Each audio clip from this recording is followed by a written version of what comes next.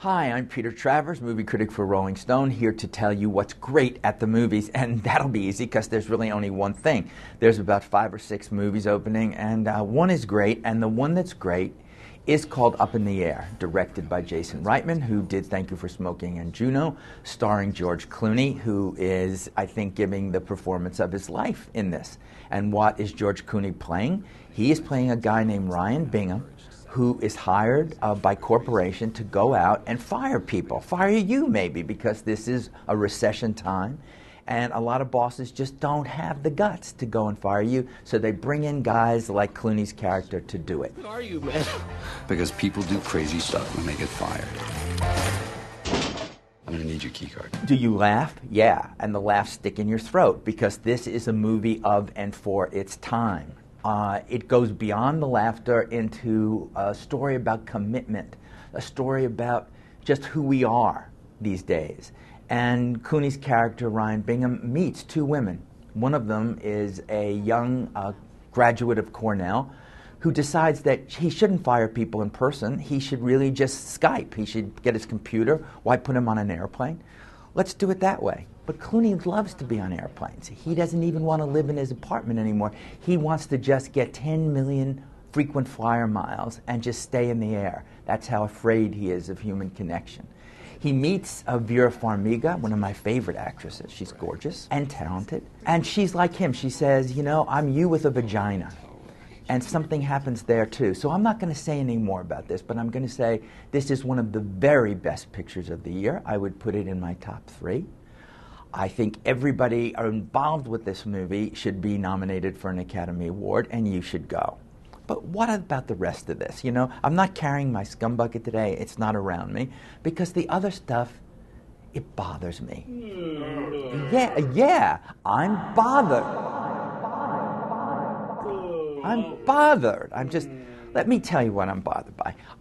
There's a movie opening with Tobey Maguire and Natalie Portman and Jake Gyllenhaal called Brothers. I know. I mean, it's, Tobey Maguire's in war. He's destroyed by war. We've seen this. It's so, I just didn't get what it was about. And yet I watched Dave Letterman. And Letterman comes on, interviews Natalie Portman, looks like he's in love with her. Well, I understand that. And then announces to her that this is the best movie he's seen in the last 20 years. What?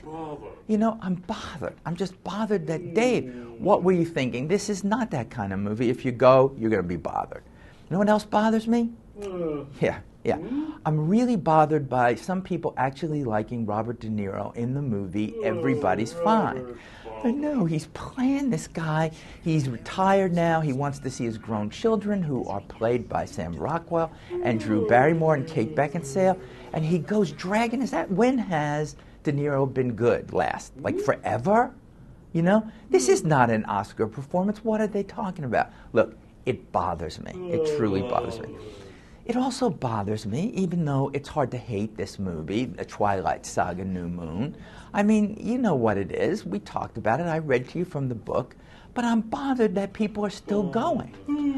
Why? Has every girl in this country still seen it? Are we not bored and bothered by this? Bored.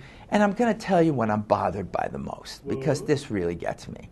The Blind Side. This movie, true story, they say, you know, about a Southern woman, played by Sandra Bullock, who actually finds this homeless black kid named Michael Orr and gives him a home with her family, and he becomes a huge football star. It sounds right, doesn't it? I mean, yeah, it sounds okay. And when you see it, you know it's true. And you know what? I didn't believe a word of this movie. It bothers me that I don't believe it. Look, I like Sandra Bullock in it. You know, I think she deserves an Oscar nomination, which she's going to get. No. But she wears the blonde wig. She does a Sarah Palin thing. She's going rogue. She plays it like it means something. The movie doesn't mean anything, and I'm bothered that you keep seeing it. In other words, I'm Peter Travers, and I am so bothered.